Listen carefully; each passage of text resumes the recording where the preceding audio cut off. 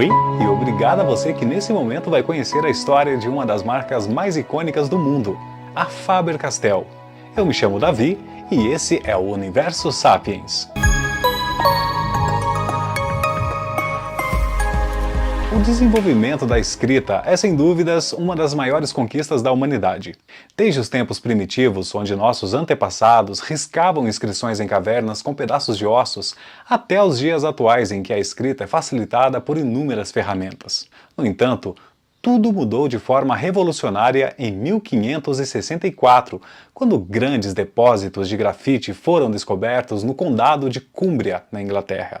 A princípio, os ingleses não sabiam das incríveis propriedades desse novo material, mas rapidamente perceberam que a grafite poderia substituir o popular chumbo como ferramenta de escrita. Registros históricos indicam que um dos primeiros usos foi para marcar ovelhas. A partir desse momento, o grafite recém-descoberto foi fixado em varas de madeira, dando origem à versão rudimentar do lápis que conhecemos hoje em dia. Com o passar do tempo, o produto foi aprimorado e modernizado, chegando finalmente ao mercado alemão no século XVII. Foi em Nuremberg, na Alemanha, por volta de 1662, que Frederick Stadler assumiu a fabricação de lápis, acompanhando todo o processo de ponta a ponta. Entretanto, o Conselho de Nuremberg proibiu tal atividade, alegando que a fabricação de lápis não poderia ser realizada por um único profissional, mas sim por dois especialistas diferentes. Isso porque todo o processo envolvia lidar com a grafite, cortar ripas de madeira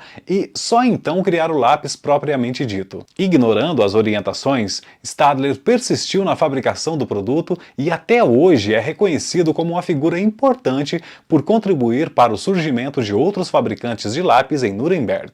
Essa ousadia enfraqueceu a tentativa de monopolizar a atividade. Em meio a essa história inspiradora, surge Caspar Faber, um jovem carpinteiro alemão de 28 anos que decidiu mudar-se de Langenzenn para o município de Stein, localizado próximo à cidade de Nuremberg. Ali, Stadler e outros fabricantes já haviam tornado o lápis extremamente popular em toda a região. Caspar Faber, após se tornar pai naquele mesmo ano, assumiu novas responsabilidades para com sua família e em 1761, corajosamente, abriu uma pequena oficina onde dedicou-se à fabricação de lápis por muitos anos. Assim, ele deu início a um legado que se tornaria conhecido em todo o mundo pelo nome Faber. Após o falecimento de Caspar Faber em 1784, o seu filho, Anton Wilhelm, assumiu o comando dos negócios e transformou a modesta oficina com pouco mais de 2 décadas de existência em uma próspera fábrica de lápis. Naquela época, Anton adquiriu um terreno nos arredores de Stein, onde estabeleceu a nova sede, que rapidamente floresceu. Para batizar a empresa, ele usou as iniciais de seu nome, dando origem à renomada fábrica de lápis A.W. Faber. Mais tarde, no início do século XIX, George Leonard Faber, filho de Anton, enfrentou a primeira fase desafiadora da A.W. Faber, quando a empresa esteve à beira do fechamento devido à crise política que assolava o país. Em 1836, George enviou seu filho mais velho, Lothar von Faber, com apenas 19 anos de idade, em uma jornada transformadora para Paris e posteriormente para Londres. Essa viagem, que durou pouco mais de 3 anos, foi fundamental para preparar o jovem para os desafios dos negócios envolvendo a fabricação de lápis, onde teve contato com as técnicas de produção mais modernas da época. Após passar aproximadamente 3 anos e meio fora de Stein, Lothar viu-se obrigado a retornar às pressas para assumir o controle dos negócios após o falecimento do seu pai, George, em 1839. Aos 22 anos, o destemido Lothar von Faber, que havia adquirido uma valiosa experiência nos grandes centros comerciais de Paris e Londres, enfrenta seu primeiro grande desafio: assumir o comando da fábrica que estava à beira do colapso. Seu pai, George, havia lutado o máximo possível para evitar o fechamento da fábrica. Agora, a responsabilidade recairia sobre Lothar para salvar o negócio e manter vivo o legado da família. Naquela época, os lápis eram frágeis. Eles quebravam facilmente e possuíam tamanhos e formatos variados. Diante desse cenário, Lothar decide promover mudanças significativas no processo de produção, usando a melhor matéria-prima disponível. Mas as inovações não param por aí, pois nessa fase ele também introduz embalagens mais sofisticadas. Disse que foi durante sua gestão que o lápis passou a adotar um tamanho padrão, seguido por todos os outros fabricantes anos depois. Em pouco tempo, a fábrica já produzia lápis de qualidade excepcional, destacando-se em relação aos demais concorrentes do mercado. Nessa altura, o termo Faber passa a ser estampado nos lápis, conferindo maior confiabilidade aos consumidores na hora de escolher esse produto tão especial. Em 1849, Lothar confiou a gestão da primeira filial estrangeira em Nova York a seu irmão mais novo, Eberhard. Enquanto isso, ele mesmo intensificou o processo de internacionalização da Faber, viajando por diversos países europeus e fundando filiais em cidades como Londres, Paris, Viena e São Petersburgo. Durante as décadas de 1860 e 1870, a empresa inovou ao produzir borrachas em diferentes formatos, que se mostraram extremamente úteis e, junto com os lápis, formaram uma dupla de sucesso para a companhia. Em 1875, Lothar registrou a marca A.W. Faber, que hoje é considerada uma das primeiras marcas registradas do mundo. Nos Estados Unidos, por exemplo, ela é reconhecida como a mais antiga ainda em atividade. Nessa época, Lothar também assegurou os direitos sobre uma mina de grafite de alta qualidade na Sibéria e tornou-se cofundador de um museu, um banco e uma companhia de seguros. Além disso, a Faber chamou a atenção do renomado pintor Van Gogh, que se tornou um dos primeiros clientes famosos da marca e elogiou a qualidade dos lápis para um amigo. Lothar von Faber não apenas revelou seu talento nos negócios, mas também mostrou uma consciência social admirável. Ele promoveu diversas contribuições sociais, auxiliando na construção de escolas, creches e moradias para seus funcionários, além de criar um plano de saúde para os trabalhadores da empresa. Tantas ações nobres renderam a Lothar, em 1881, o título de barão hereditário. Além disso, a dedicação à família e aos negócios continuou a ser uma marca registrada da família Faber. Lothar e sua esposa Ottilie Richter tiveram apenas um filho, Wilhelm von Faber, que era visto como herdeiro direto e futuro representante da quinta geração à frente dos negócios familiares. Com um futuro brilhante pela frente, Wilhelm se juntou à empresa aos 18 anos e 5 anos depois assumiu a gestão dos negócios em Paris, após passar por uma sólida formação empresarial em um internato suíço e diversas viagens de negócios. No entanto, uma notícia devastadora abalou toda a família. Wilhelm Faber faleceu em 1893, aos 41 anos de idade, pouco antes de assumir o comando dos negócios, pois seu pai já estava bastante idoso e viria a falecer 3 anos depois. Wilhelm e sua esposa Berta tiveram outros 2 filhos, mas infelizmente ambos os meninos faleceram ainda na infância. Isso significava que não havia herdeiros homens, levando Lothar a nomear sua esposa Ottilie Richter como herdeira dos negócios da família. A história toma um novo rumo quando Ottilie, agora viúva de Lothar e sem o filho Wilhelm, viu sua neta mais velha, a carinhosamente chamada Tilly, se casar com o conde Alexander zu Castel-Rudenhausen em 1898. Alexander era membro de uma das famílias mais nobres e antigas da Alemanha, e a partir desse momento, Tilly e Alexander se tornaram conde e condessa von Faber-Castell. Após a morte de sua avó em 1903, Tilly, agora condessa von Faber-Castell, assume o controle dos negócios da sua família. Nessa altura, seu esposo, o conde Alexander, já era diretor administrativo e sócio da empresa que havia sido renomeada para A.W. Faber-Castell. Em 1903, o conde Alexander, à frente da Faber-Castell, decide construir um magnífico castelo próximo ao local de produção em Stein, ao lado do Castelo Velho, que havia sido erguido por Lothar von Faber. Em 1906, a construção é concluída e o castelo se torna o lar da família, permanecendo assim por várias décadas. No entanto, em 1939, durante a Segunda Guerra Mundial, o imóvel é confiscado pelo exército alemão. Sob o comando do conde Alexander, a empresa prospera e continua crescendo com os lançamentos notáveis, como o lendário lápis Castell 9000, que foi introduzido em 1905 e ainda é um sucesso até os dias atuais. 3 anos depois, surge outro grande marco da marca, a linha de lápis de cor Polychromos, inicialmente com 60 cores, mas que mais tarde se expande para incríveis 120 cores disponíveis.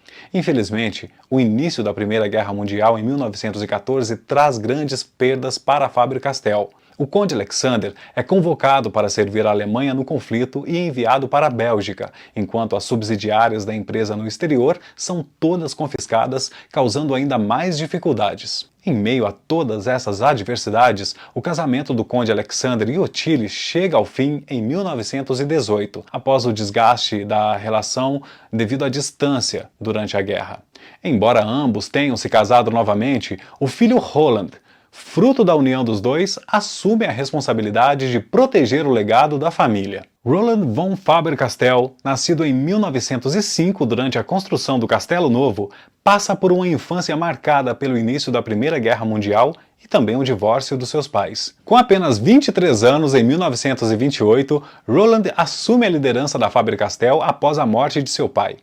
No entanto, logo enfrenta a desafiadora Grande Depressão de 1929, que abala a economia global. Para enfrentar esse período turbulento, Roland firmou um acordo de cooperação com a Johann Faber, visando uma maior eficiência na produção e redução dos custos. Em seguida, na década de 30, a Faber-Castell adquire a Johann Faber e integra a nova subsidiária em São Carlos, Brasil, ao grupo A.W. Faber-Castell. Apesar das dificuldades, a década de 30 marcou um período de reestruturação e crescimento para a empresa, que também adquiriu uma fabricante de canetas tinteiro. Porém, os desafios não pararam por aí e a Faber-Castell teve que enfrentar mais uma fase difícil com o início da Segunda Guerra Mundial em 1939. Após o término do conflito, o conde Roland redireciona sua atenção para a reestruturação da empresa no mercado global, abrindo um novo capítulo na história de sucesso da Faber-Castell. Em 1948, a empresa dá um passo importante ao lançar as primeiras lapiseiras TK para desenhos técnicos, inovando com um grafite de poucos milímetros. Além disso, a Faber-Castell começa a recomprar suas subsidiárias estrangeiras confiscadas durante a guerra, incluindo a importante unidade de São Carlos, no Brasil. Nos anos 50 e 60, novas fábricas são inauguradas em diversos países como Irlanda, Áustria, Argentina, Peru e Austrália, solidificando ainda mais a presença global da marca. Nessa fase, o catálogo de produtos também é ampliado com a adição de marcadores de textos e canetas esferográficas. O conde Anton Wolfgang von Faber-Castell, nascido em 1941, assume o comando da empresa na década de 70, representando a 8ª geração da família Faber-Castell. Sua jornada inicia com a ampliação do portfólio da empresa, incluindo a produção de lápis para uso cosmético, atendendo importantes empresas do ramo. Para garantir um futuro sustentável, a Faber-Castell inicia um programa pioneiro de plantações de árvores no Brasil, assegurando uma fonte responsável de matéria-prima. A Faber-Castell continua a conquistar o coração dos brasileiros com uma das campanhas mais bem-sucedidas em 1983, o memorável comercial Aquarela, embalado por uma linda canção que marcou toda uma geração. Nesse mesmo ano, a marca lança a linha de canetas Replay, oferecendo a escrita de caneta com a facilidade de apagar como lápis. As lapiseiras Poly também se tornaram um sucesso, com versões de 0,5, 0,7 e 1,6, sendo esta última com grafite mais grosso, proporcionando um traço ainda mais forte. Sempre buscando a inovação, a Faber-Castell desenvolve a tecnologia de tinta à base de água nos anos 90, uma solução que não agride o meio ambiente. E não para por aí. Na mesma década, a linha Premium von Faber-Castell é lançada com produtos fabricados em metais preciosos e designs modernos e inovadores. Em 2001, a empresa surpreende mais uma vez com o lançamento do lápis Grip, que chegou ao mercado brasileiro em 2005, carinhosamente apelidado de lápis das bolinhas. Com seu formato triangular e esferas antideslizantes, esse lápis proporciona uma pegada firme e confortável ao escrever ou desenhar. Em 2007, os lápis de cores e grafite da marca ganham o nome de Ecolápis, refletindo o compromisso com o meio ambiente, uma vez que toda a madeira utilizada vem de áreas 100% reflorestadas. O foco na sustentabilidade ecológica se tornou uma marca registrada da empresa ao longo dos anos. Sob a gestão do conde Anton Wolfgang von Faber-Castell, a empresa intensifica sua presença internacional, inaugurando subsidiárias e fábricas em diversos países, abraçando uma abordagem verdadeiramente global. A Faber-Castell expande seus horizontes, tornando-se uma marca reconhecida mundialmente, com presença em inúmeros países, desde a Malásia até a Colômbia. No Brasil, a Faber-Castell alcança o status de marca de alto renome, uma honraria concedida pelo Instituto Nacional da Propriedade Industrial em reconhecimento à sua imensa popularidade e relevância em todo o país. A marca se estabelece não apenas como uma referência em produtos de qualidade, mas também como uma querida companheira de escrita e desenhos para gerações. Após o falecimento do conde Anton Wolfgang von Faber-Castell, um acordo entre os filhos é firmado para garantir a unidade da empresa. Os herdeiros, incluindo o conde Charles e as condessas Catarina Victoria e Sarah von Faber-Castell, trabalharão juntos como uma sociedade ativa, participando das decisões da companhia como principais acionistas. Com uma história de tradição e inovação, a Faber-Castell conquistou um lugar especial nas redes sociais, atraindo milhões de seguidores em suas plataformas digitais. O compromisso com a qualidade e a criatividade se reflete nas diversas campanhas publicitárias que marcaram gerações de brasileiros. No entanto, como muitas empresas, a Faber-Castell enfrentou desafios nos últimos anos, especialmente durante a pandemia global. Para você ter uma ideia, a companhia, que havia faturado cerca de 667 milhões de euros em 2016, fechou o ano de 2022 com 555 milhões de euros. As perdas da Faber-Castell se devem principalmente devido ao fechamento das escolas e universidades em todo o mundo durante a pandemia. A marca está presente em mais de 100 países e conta com um imenso portfólio que inclui ecolápis de cor, lápis de grafite, giz de cera, tintas escolares, canetinhas hidrográficas, apontadores, borrachas, canetas, lapiseiras, kits criativos, produtos artísticos, instrumentos e acessórios de luxo para escrita, além de produtos cosméticos. O fechamento das escolas e universidades impactou o faturamento, mas a marca continua a enfrentar esses desafios com sua ampla gama de produtos, que vão desde lápis e canetinhas até produtos artísticos e de luxo para escrita. Apesar das adversidades, a Faber-Castell continua a ser a maior fabricante de lápis do mundo, produzindo bilhões de lápis anualmente em sua fábrica em São Carlos, aqui no Brasil. A empresa se orgulha de sua história de mais de 200 anos e continua a inspirar pessoas em todo o mundo a serem criativas e a expressarem suas ideias de maneira única e sustentável.